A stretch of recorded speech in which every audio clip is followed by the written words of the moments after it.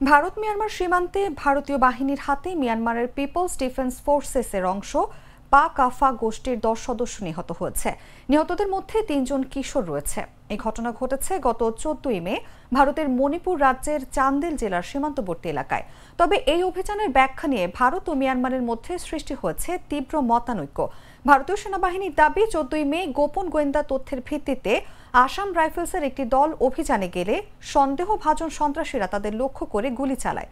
এ সময় পাল্টা অভিযানে 10 জন নিহত হয়। তাদের কাছ থেকে AK-47 রাইফেল ও একটি রকেট চালিত গ্রেনেড উদ্ধার করা হয়। কিন্তু নির্বাসিত মিয়ানমার সরকারের পক্ষ থেকে জানানো হয় নিহতরা সশস্ত্র সংঘর্ষে জড়াননি। তাদের ভারতের মাটিতে গ্রেফতার করে নির্যাতনের মাধ্যমে হত্যা করা হয়েছে।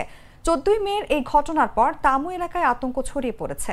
স্থানীয়রা বলছেন এই ধরনের ঘটনা আগে কখনো ঘটেনি, কিন্তু এখন একবার শুরু হওয়ায় ভবিষ্যতে আরও ঘটতে পারে বলে আশঙ্কা বাড়ছে। বিশেষ করে মিয়ানমার থেকে পালিয়ে আসা শরণার্থীরা এখন নিজেদের নিরাপত্তা নিয়ে চরম অনিশ্চয়তায় ভুগছেন।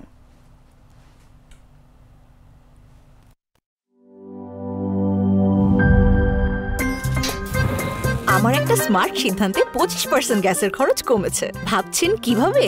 সাধারণ গ্যাস স্টোভ বদলে আমি এনেছি আরএফএল গ্যাস স্টোভ। এর সাইন্টিফিক নজল ও ব্রাস বার্নার ক্যাপ সমানভাবে তাপ ছড়িয়ে রান্না করে দ্রুত।